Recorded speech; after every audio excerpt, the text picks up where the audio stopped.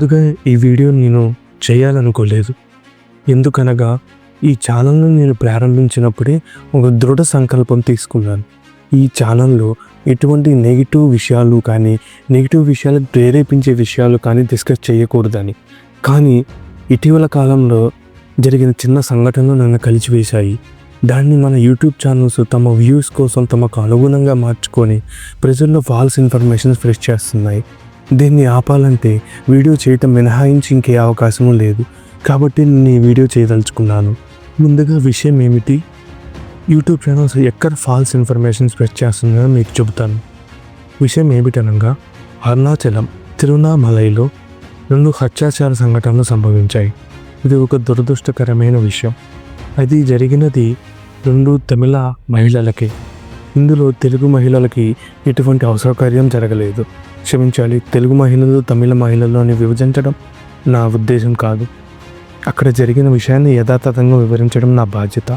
కానీ కొన్ని యూట్యూబ్ ఛానళ్ళు తమ వ్యూస్ కోసం తెలుగు అమ్మాయిలపై అత్యాచారం జరిగిందని, తెలుగు అమ్మాయిలపై అనేక అఘాయిత్యాలు అరుణాచలంలో జరుగుతున్నాయి, ఎటువంటి ఇన్ఫర్మేషన్ వెరిఫై చేయకుండా, ఎటువంటి సోర్స్ లేకుండా ఒక తప్పుడు ఇన్ఫర్మేషన్ స్ప్రెడ్ చేస్తున్నారు.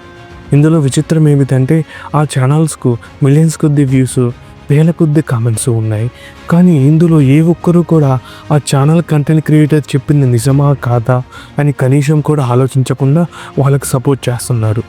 దయచేసి మీరు గమనించాలి, ఒక ఛానల్లో ఒక వీడియో వచ్చింది అంటే దాన్ని గుట్టిగా నమ్మకండి, దాన్ని విశ్లేషించండి. ఏ రోజు ఉన్న టెక్నాలజీతో మీరు వాళ్ళు చెప్పిన విషయం కరెక్టా కాదా అనేది కూడా మీరు ఈజీగా తెలుసుకోవచ్చు. ముందుగా ఈ దురదృష్టకరమైన సంఘటనలు మే 30 మరియు 31వ తేదీలలో వేరు ప్రదేశాలలో సంభవించాయి. ముందుగా మే 31వ తేదీ పెరియ కులప్పాడి అనే ఒక గ్రామ సమీపంలో గిరి ప్రదర్శన ప్రధాన రహదారి వెలుపల చీకటిగా మరియు గుట్టలుగా ఉండే ప్రాంతంలో ధర్మపురి జిల్లాకు చెందిన ఒక జంటపై మొదటి దాడి జరిగింది. ఈమె వివాహిత. ఈమెను బెదిరించి ఆమె దగ్గర ఉన్న బంగారం నగదును అపహరించి ఆమెతో పాటు ఉన్న పురుషుణ్ణి దాడి చేసి ఆమెను వివస్త్రం చేసి దాన్ని వీడియోలో చిత్రీకరించి ఆమె దగ్గర డబ్బులు డిమాండ్ చేయడమే కాకుండా ఆమెను తీవ్రంగా హింసించి అత్యాచారం కూడా చేయడం జరిగింది. ఇది చాలా దురదృష్టకరమైన విషయం, సభ్య సమాజం తలదించుకోవాల్సిన విషయం. రెండవది మే 31వ తేదీ రాత్రి ఆది అన్నామలై మరియు అయ్యంపాలెం హైవే అనగా బైపాస్ రోడ్డు సమీపంలో 23 ఏళ్ళ లోకల్ అనగా తిరువణామలైకి చెందిన ఒక యువతి గిరి ప్రదర్శన ముగించుకొని తన స్నేహితుడితో బైక్పై ఆపి మాట్లాడుతుండగా ముఠా ఆమెపై అటాక్ చేసింది. ఈ 2 లొకేషన్లు కూడా గిరివలయంలో కానీ, గిరివలయం ప్రధాన రహదారిలో కానీ జరగలేదు. దాని పక్కన ఉన్న హైవేలు చీకటి ప్రదేశాలలో అనగా నిర్మానుష్యమైన ప్రదేశాలలో జరిగింది. ఇక్కడ ఒక క్రిమినల్ గ్యాంగ్ చాలా ప్లాన్డ్గా నేరాలకు పాల్పడింది. వీరు భక్తులు నడిచి మెయిన్ రోడ్ను టార్గెట్ చేయలేదు. ప్రధాన రహదారిని వదిలి పక్కనే ఉన్న చీకటి ప్రదేశాలలో విశ్రాంతి తీసుకుంటున్న జంటలను ఈ ముఠా టార్గెట్ చేసింది. మే 30వ తేదీ గిరి ప్రదర్శనం చేసి తిరుగు ప్రయాణంలో పెరియ కులప్పాడి సమీపంలో రాళ్లపై కాసేపు విశ్రాంతి తీసుకున్న జంటపై మరియు మే 31వ తేదీ రాత్రి బైపాస్ రోడ్డు పక్కన ఆపి తమ స్నేహితులను మాట్లాడుతున్న ఇంకొక జంటపై ఈ ముఠా తమ యొక్క అఘాయిత్యాలను చేసింది. అసలు నేరస్తులు ఎవరు?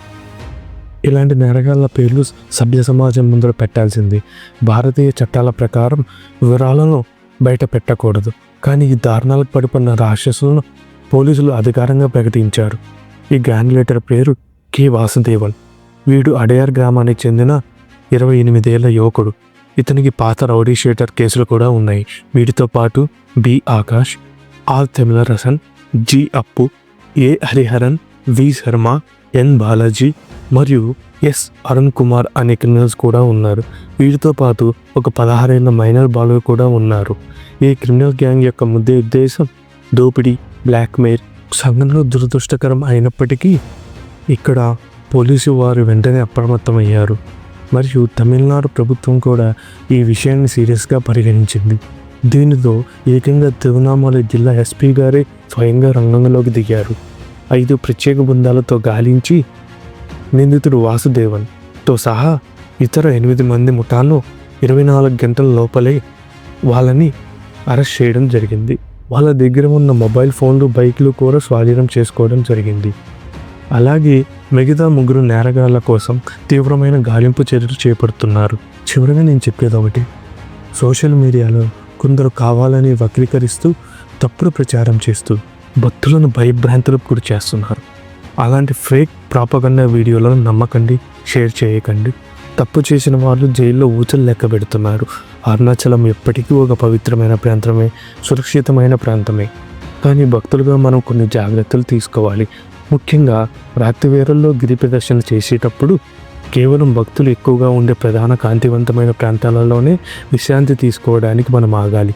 అలాగే గుంపులుగా వెళ్ళడం అనేది మనకే మంచిది. ఇలాంటి బైపాస్ రోడ్లు, పొదలు ఇటువంటి ప్రదేశాలలో ఆగకుండా వెళ్ళడం అనేది మనకే మంచిది. ఓం అరుణాచలేశ్వరాయ నమః.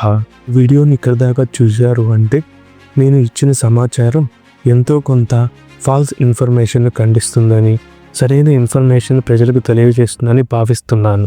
మీరు కూడా అలా భావించినట్లయితే నా వీడియోని సపోర్ట్ చేయండి. మరియు ఫేక్ ఇన్ఫర్మేషన్ స్ప్రెడ్ చేస్తున్న ఛానల్ వీడియోను గుర్తించి రిపోర్ట్ చేయండి. మంచిని సపోర్ట్ చేయడమే కాదు, చెడును గుర్తించి వాటిని ఖండించడం కూడా మన బాధ్యతే. చూస్తున్న వీక్షకులు మీరు ఏమనుకుంటున్నారో కామెంట్స్లో చెప్పండి. ఇలాంటి అవేర్నెస్ వీడియోస్ కోసం మన ఛానల్ని సబ్స్క్రైబ్ చేయండి.